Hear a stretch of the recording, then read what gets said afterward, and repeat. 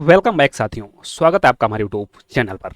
UPPCS prelims 2025 जिसका exam नज़दीक है, इसी क्रम में आज का हमारा वीडियो है। शुरू करते हैं आज के वीडियो को। वीडियो का पहला प्रश्न, निम्नलिखित में से राष्ट्रपति किसकी नियुक्ति करता है? राष्ट्रपति किसकी नियुक्ति करता है निम्नलिखित में से? भारत का महान्यायवादी, नियंत्रक एवं महालेखा परीक्षक, एक राज्य का राज्यपाल, ये सभी। तो आपको बता दें, भारत का महान्यायवादी जिसका उल्लेख आर्टिकल 76 में किया गया है और आर्टिकल 76 क्लॉज 1 में बताया गया है कि इसकी नियुक्ति राष्ट्रपति के द्वारा की जाएगी। भारत का महान्यायवादी उसी व्यक्ति को नियुक्त किया जाएगा जो उच्चतम न्यायालय का न्यायाधीश बनने की योग्यता रखता हो।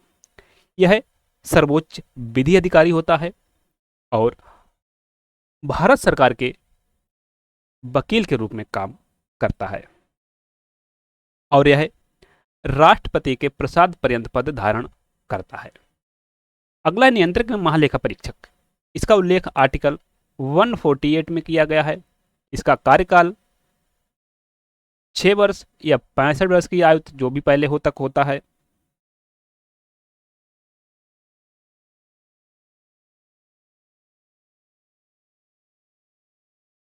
और नियुक्ति राष्ट्रपति के द्वारा। काम क्या है? सरकार के खातों की जांच करना, केंद्र सरकार और राज्य सरकार दोनों की। एक राज्य का राज्यपाल, इसकी नियुक्ति कौन करता है? इसकी नियुक्ति भी प्रेसिडेंट ऑफ इंडिया के द्वारा की जाती है। ऐसा उल्लेख कहाँ किया गया है? आर्टिकल 155 में भारत का एक राज्य का राज्यपाल जो होता है, राज्य की समस्त जो कार्यपालिका शक्तियां होती हैं वह राज्यपाल में निहित होती हैं और किसी राज्य का राज्यपाल बनने के लिए जो न्यूनतम आयु सीमा है वह 45 वर्ष होनी चाहिए और व्यक्ति को भारत का नागरिक होना चाहिए।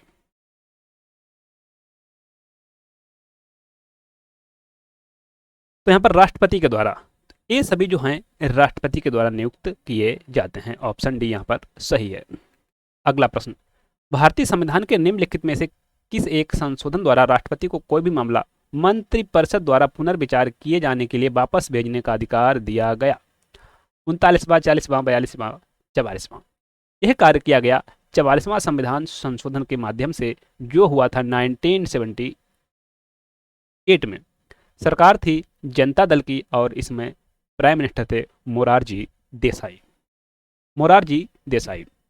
इसके द्वारा ही अर्थात 44वां संविधान संशोधन के माध्यम से ही संपत्ति के अधिकार को फंडामेंटल राइट की सूची से, जिसका उल्लेख आर्टिकल 31 में और 19 क्लॉज 1 सब क्लॉज एफ में था, से निकालकर आर्टिकल 300A में एक लीगल राइट बना दिया गया।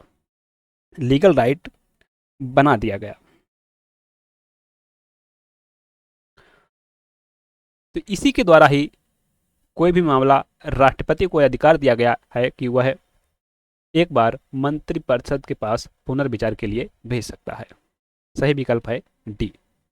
अगला प्रश्न, राजनीति के निर्देशक सिद्धांतों के निम्नलिखित अनुच्छेदों में से कौन सा अंतरराष्ट्रीय शांति और सुरक्षा से संबंधित है? अनुच्छेद 51, अनुच्छेद 43 का, अनुच्छेद 48 का, अनुच्छेद 41। यह प्रावधान किया गया है आर्टिकल 51 में। डीपीएसपी जिनका उल्लेख संविधान के भाग 4 में और इनको कानून बनाकर न्यायालय के द्वारा परिवर्तनीय बनाया जा सकता है। इनका उल्लेख आर्टिकल 36 से लेकर आर्टिकल 51 तक में दिया गया है। अगला प्रश्न, भारतीय संविधान में समानता का अधिकार 5 अनुच्छेदों द्वारा प्रदान किया गया है। यह है अनुच्छेद 16 से 20, अनुच्छेद 15 से 19, अनुच्छेद 14 से 18, अनुच्छेद 13 से 17। तो यहाँ पर सही विकल्प जो है वह है अनुच्छेद 14 से अनुच्छेद 18 में। अनुच्छेद 14 विधि के समक्ष समता, विधियों का समान संरक्षण। अनुच्छेद 15 धर्म, जाति, लिंग, जन्म स्थान आदि के आधार पर विभेद का प्रतिषेध। अनुच्छेद 16 लोक नियोजन के विषय में अवसर की समता। अनुच्छेद 17 अस्पृश्यता का अंत। अनुच्छेद 18 उपाधियों का अंत का उल्लेख किया गया है। अगला प्रश्न, लोकसभा का कार्यकाल किसी भी परिस्थिति में नहीं बढ़ाया जा सकता, एक बार में 6 महीने तक के लिए बढ़ाया जा सकता है। आपातकाल की घोषणा के दौरान एक बार में 1 वर्ष तक बढ़ाया जा सकता है।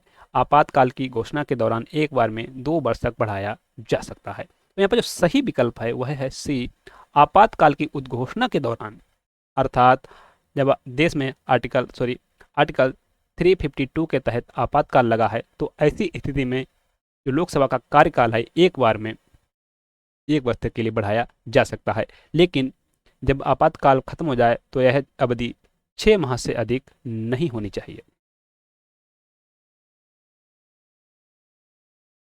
अगला प्रश्न, निम्न में से किस अधिनियम के अंतर्गत किसी पार्टी के टिकट पर निर्वाचित सदस्य को दल बदल से रोका गया? 52वां संविधान संशोधन, सार्वजनिक प्रतिनिधित्व अधिनियम, राष्ट्रीय सुरक्षा अधिनियम, आंतरिक सुरक्षा रख रखाव अधिनियम। सही विकल्प है ए, 52वां संविधान संशोधन अधिनियम 1985। इसके द्वारा संविधान में 10वीं अनुसूची जोड़ी गई। संविधान में 10वीं अनुसूची जोड़ी गई।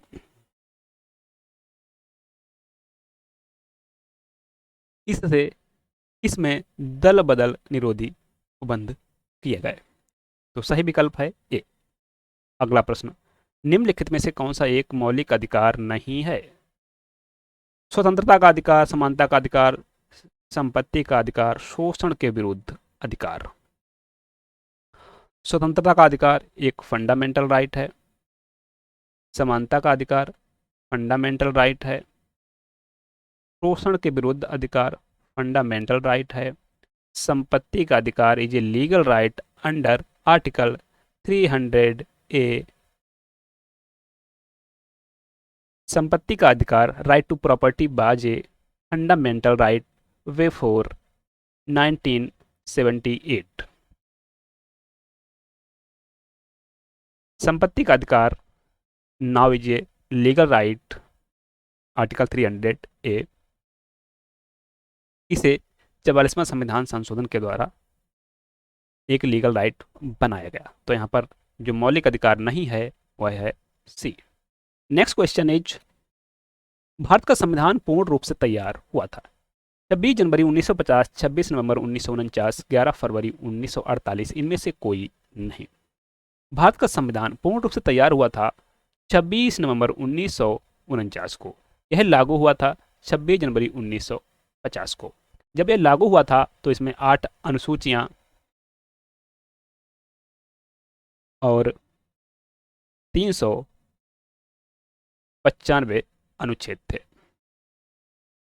वर्तमान में जो अनुसूचियों की संख्या है 12 है और जो अनुच्छेद हैं जो इनकी संख्या वो 395 ही है, लेकिन इसमें क्लॉज करके बढ़ा दिए गए हैं। तो ऐसे हिसाब से करीब 460 के आसपास अनुच्छेद हैं।